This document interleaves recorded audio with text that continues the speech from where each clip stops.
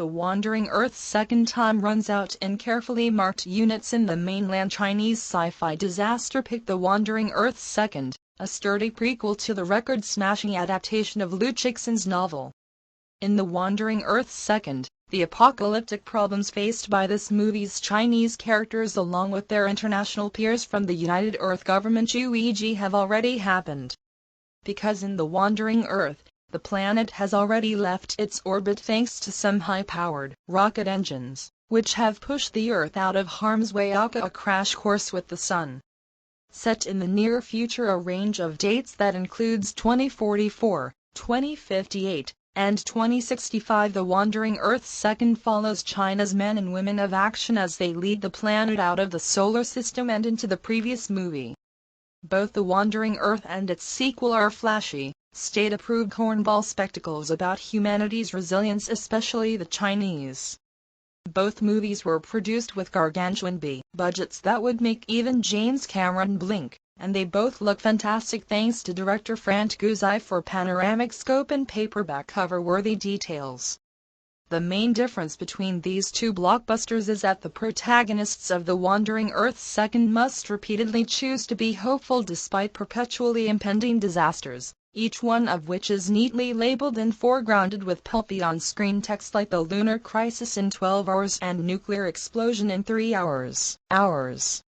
In this way, Good the Sacrifice and his 5 credited co-writers succeed in refocusing our attention on scenes of ticking clock suspense, sandwiched between syrupy and mostly satisfying melodramatic interludes, where square-jawed astronauts and UEG diplomats struggle to do what we know is a foregone conclusion.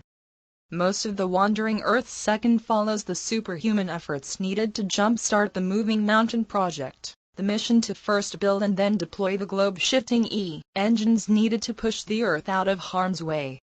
The UEG's Chinese delegation, led by the paternal diplomat Zixi Zuli Zujian, recommends prioritizing the Moving Mountain project instead of the Digital Life project. This radical initiative would transfer human participants' consciousnesses into artificially intelligent computer programs. Some Digital Life supporters tried to sabotage the Moving Mountain project, including a deadly attack on the space elevator transportation ships that send UEG representatives from the Earth to the Moon. Nobody living through the events of The Wandering Earth's Second knows what we know, that the Moving Mountain project succeeds and eventually becomes the Wandering Earth project, which comes under threat by a HAL 9000-esque artificial intelligence AI named MOSS in the first film. Still, multiple scientists, government officials, and space adventurers mostly Chinese believe in their work's vital necessity, whether they're punching out saboteurs or detonating one of a couple hundred nuclear devices scattered around the moon. There's a lot of hand-wringing and teeth-gnashing along the way, mostly from English and Russian-speaking UEG members, all of whom speak in stilted, poorly dubbed dialogue.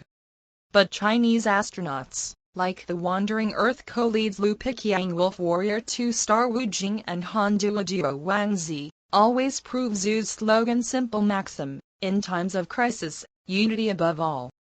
Some melancholic and occasionally maudlin flashbacks and dialogue emphasize the personal motives of one-note characters who, in the movie's best scenes, are just parts of a beautiful post-human landscape. Liu remembers his wife and young daughter while melancholic scientist Tu Hengyu Andy Lau talks with his dead child after he uploads her personality into an experimental AI program. She cries a lot and sometimes responds with existentially troubling questions like, "Where am I, Daddy? I want to get out." We're then periodically reminded of the next impending crisis: the moon disintegrates in 50 hours in between solar storms and nuclear explosions. Somehow, The Wandering Earth's Second never feels tonally unbalanced or narratively convoluted, partly because Gu and his collaborators keep their movie's plot focused on feats of action-adventure heroism. The Wandering Earth's Second only seems relatively unambitious because it's more focused on sap-happy human emotions than on dystopian intrigue. Both movies are still essentially showcases for beautiful and expensive-looking computer graphics. But The Wandering Earth's Second, a brittle and, at heart, Old-fashioned space opera would be insufferable if Gu and his ensemble cast members didn't sell you on the possibility that someday, people who are as selfless, monomaniacal, and capable as Lu and Tu could exist.